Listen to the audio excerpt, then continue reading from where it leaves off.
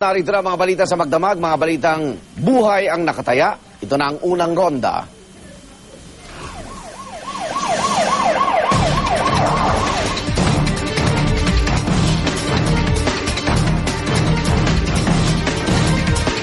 Isang retiradong pulis ang maswerteng nakaligtas matapos pagbabarilin sa loob ng kanyang sasakyan sa barangay Greater Fairview sa Quezon City. Sugatan naman ang kanyang may bahay at isa pa nilang kasama. Hinala ng biktima, posible raw ang kalaban nila sa negosyo ang nasa likod ng pananambang. Darito ang unang ronda ni Oscar Oida.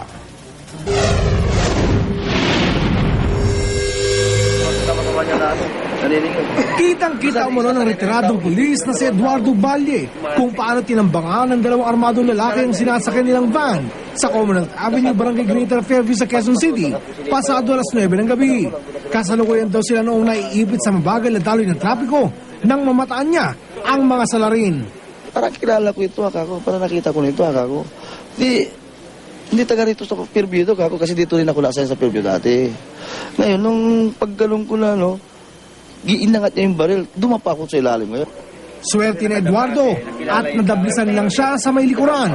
Pero ang asawa niyang si Zarina at isa pa nilang kasamahan na si Freda Uy, nagtamo ng mga tama sa iba't ibang parte ng katawan. Malaki ang suspetsya ni Eduardo na kalaban nila sa negosyong pautang ang nasa likod ng pananambang sa kanila. Mayroon siyang linding, naging taon niya ako, sinisigilan ko siya. Nag-away lang kami sa pera. Minsan kasi nagkanuan kami sa paniningil, ako nakasingil, sila hindi. Ang ginawa, pinicturan yung plate number sa sakyan ko. Nag-away pa nga kami sa loob ng kami, bakit mo inano yung sakyan ko? Ako, bakit? Masawang picturean? Nag-away niya ako. Tapos gumalo ng baril doon sa kinuha niya yung baril niya doon sa ng bangko, kinuha niya, sinutbin niya gano'n. Napasugod naman sa ospital ang biyenan ni Eduardo na si retired PNP Colonel Egliserio Navarro.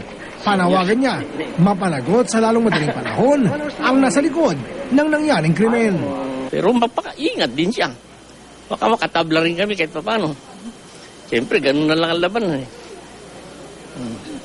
Yung bata niya, kung sino man yun, kung sino man yung gumawa ng gano'n, ingat na lang din siya. Ibig sabihin, sumurrender siya. Ano niya yung pananagutan niya? Pinaghahanap nga ng mga otoridad ang mga salarin na agad sumibat matapos ang pananambang. Ito ang balita sa Quezon City. Oscar Oida reporting.